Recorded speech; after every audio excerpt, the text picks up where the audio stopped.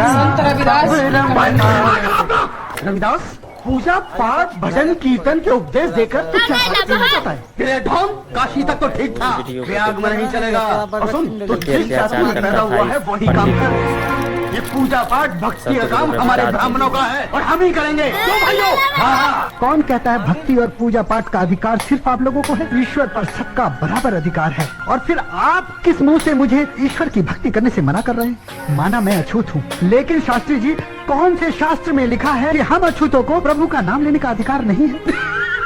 ऐसे हुआ है हमारे बुजुर्गों के साथ। शास्त्र मत सिखा, सदियों से यही चलता आया है कि मनुष्य अछूतों से प्रेम नहीं करते। तो ये कैसे संभव है कि भगवान तुमसे प्रेम करेंगे? जब हमारे दिल में तुम्हारे लिए जगह नहीं है, तो भगवान के दिल में जगह कैसे हो सकती है? क्षमा करना शास्त्री जी, आपको अपनी तुलना ईश्वर से करना शोभा नहीं देता। इससे ही पता चल जाता है आप कितने ज्ञानी हैं। और रही बात प्रभु की भक्ति की, तो मेरा ये मानना है कि जितना अधिकार आप लोगों का है, उतना ही हम अछूतों का भी है।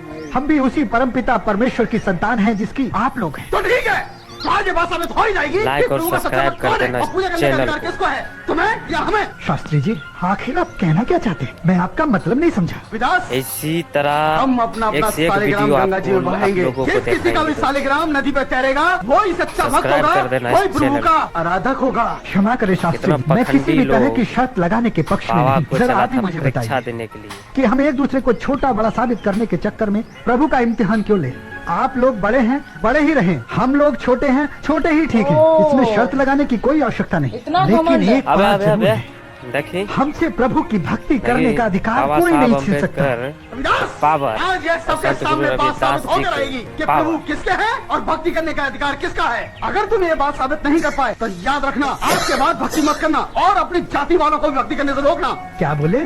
मैं और मेरे भाई लोग प्रभु का नाम लेना छोड़ दे? ऐसा कभी नहीं होगा शास्त्री जी। मैं इस पक्ष में बिल्कुल नहीं था कि कोई इम्तिहान दूं, लेकिन बात अगर मेरी जाति की होने लगी है तो सुन लीजिए, मेरे जीते जी ऐसा हरगिज नहीं होगा। अगर किसी दिन ऐसा हुआ तो मैं अपने आप को मृत्यु दंड दे दूंगा। शास्त्री जी, चलिए, जिस तरह का भी इम्तिहान लेना चाहते हैं ले लीजिए। तो निकालो अपना शालिग्राम और चलो तट की ओर। परंतु मेरे पास तो शालिग्राम नहीं। अगर आप लोग अनुमति दें तो मैं किसी भी पत्थर को शालिग्राम मानकर तैरा दूं। चलो ठीक है, किसी भी पत्थर को शालिग्राम मानकर गंगा जी में तैरा दो। चलो तट पर चलिए।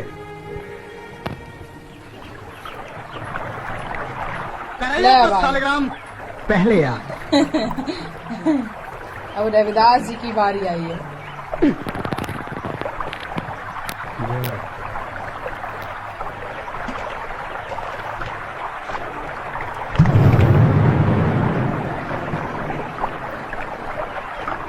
हे ईश्वर, मेरी अब भक्ति की बताओ लाज पंडित रखो। जी।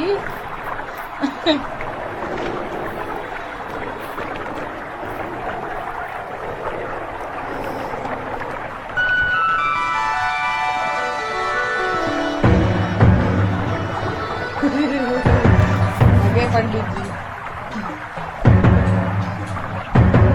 लो रे,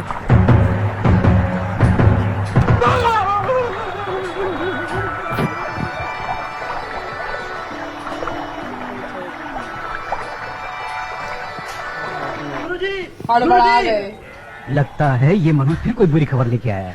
गुरुजी, समझो कि आपका दाना पानी खत्म और साथ में हमारा भी। क्या बक रहे हैं आप? ये मैं बक नहीं रहा हूँ, जो कुछ सुन के आया हूँ, अगर आप सुनेंगे तो आपके भी होश उड़ जाएंगे। क्या खबर सुन के आए हैं? कुछ बताएंगे भी? वो शूद्र रविदास इस नगर के लोगों का ही नहीं बल्कि आसपास के नगरों में भी चमत्कार दिखाकर लोग उसकी जय जयकार कर रहे हैं। शूद्र रविदास ने प्रयाग में अपने मायावी चमत्कार दिखाकर लोगों को अपना प्रशंसक बना लिया है। पहले तो उसकी जाति के लोग ही उसके साथ जुड़े थे, मगर अब तो अन्य जाति के लोग भी उसके साथ जुड़ गए हैं। लोग उसे ईश्वर का